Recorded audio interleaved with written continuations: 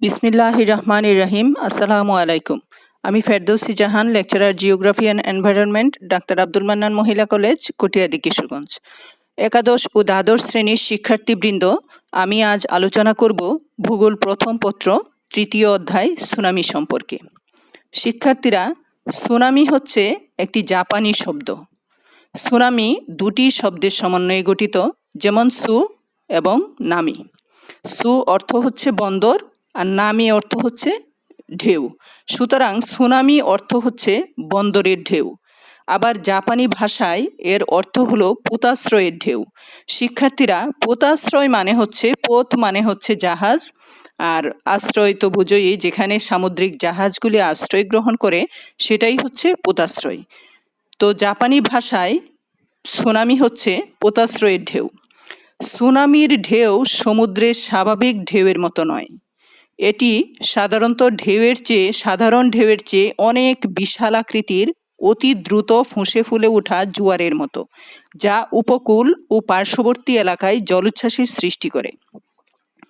শিক্ষার্থীরা, সুনামির পানির ঢেউগুলো উঁচু হয়ে একের পর এক আসতেই থাকে, তাই একে ঢেউয়ের রেলগাড়ি বা ওয়েভ ট্রেন বলা হয়। সুনামির ফলে সৃষ্ট সামুদ্রিক ঢেউয়ের উচ্চতা 30 মিটার পর্যন্ত এবং গতিবেগ ঘন্টায় 100 কিলোমিটারের বেশি হয়ে থাকে। শিক্ষার্থীরা, আমরা এখন আলোচনা করব যে কি কারণে সুনামি সৃষ্টি হয়, অর্থাৎ সুনামি সৃষ্টির কারণ আমরা আলোচনা করব। সুনামিকে পৃথিবীর তৃতীয় প্রাকৃতিক দুর্যোগ হিসেবে আখ্যায়িত করা হয়। সমুদ্র তলদেশে ভূমিকম্প, আগ্নেয়গিরির অগ্ন্যুৎপাত, ভূমিধস সুনামি সৃষ্টি করতে পারে বলে বিশেষজ্ঞরা মনে করেন।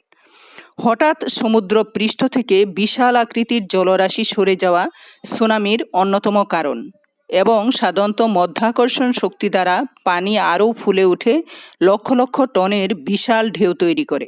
আর এই ঢেউ যত বেশি তীরভূমির কাছাকাছি যায়, অর্থাৎ অগভীর সমুদ্রের দিকে যত যাবে, তত বেশি দীর্ঘ হয়ে ভয়ঙ্কর জলোচ্ছ্বাসে রূপ নেয়। সুনামি সৃষ্টির ক্ষেত্রে জোয়ার কিন্তু কোনো ভূমিকা রাখে না। তো এবার আমরা আসি যে অগ্ন্যুৎপাত। আগ্নেয়গিরির অগ্ন্যুৎপাতের কারণে সুনামি সৃষ্টি হয়। এতে করে মহাসাগরীয় ভূত্বকের নিচে দুর্বল শিলাস্তর ধসে পড়ে, ফলে বিশাল ঢেউয়ের সৃষ্টি হয় এবং তা তীরে আছড়ে পড়ে। যেমন 2018 সালের 22শে ডিসেম্বর ইন্দোনেশিয়ার সুলাওয়েসি দ্বীপে আনাক ক্রাকাতুয়া আগ্নেয়গিরির অগ্ন্যুৎপাতের ফলে আংশিক ধসে সুনামির সৃষ্টি হয়। তারপর আমরা আসি শিক্ষার্থীরা ভূমিধস সম্পর্কে, যে ভূমিধস সমুদ্র উপকূলে বড় ধরনের সুনামির সৃষ্টি করতে পারে। যেমন উপকূলবর্তী অঞ্চলে যদি ভূমিধস হয় তাহলেও সুনামির সৃষ্টি হয়, আবার পানির নিচে যদি ভূমিধস হয় তারপরেও সুনামির সৃষ্টি হয়। যেমন 1958 সালে লিটুয়া উপকূলে ভূমিধসের কারণে আলাস্কায় সুউচ্চ ঢেউ সৃষ্টি হয়। এর ফলে সৃষ্ট সুনামিতে প্রাণহানি ঘটে যায়। তারপর আমরা আসি যে ভূমিকম্প।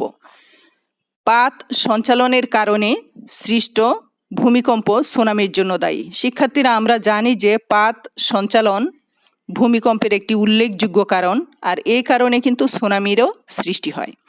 প্লেটগুলো সঞ্চালনের ফলে প্লেট সীমানায় বিশাল জলরাশি সরে গিয়ে বড় ধরনের ঢেউ সৃষ্টি হয়, ফলে সুনামি হয়।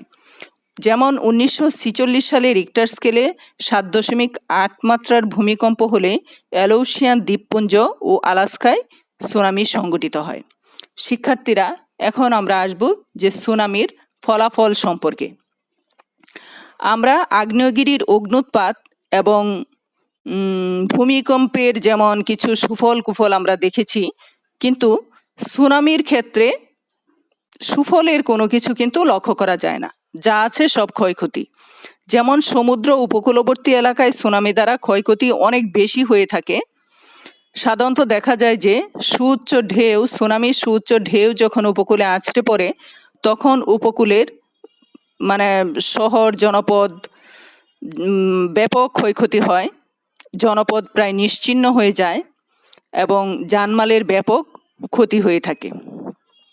শিক্ষার্থীরা, ভূমিকম্পের যেমন কোনো পূর্বাভাস দেওয়া যায় না, তেমনি সুনামিরও কোনো পূর্বাভাস দেওয়া যায় না।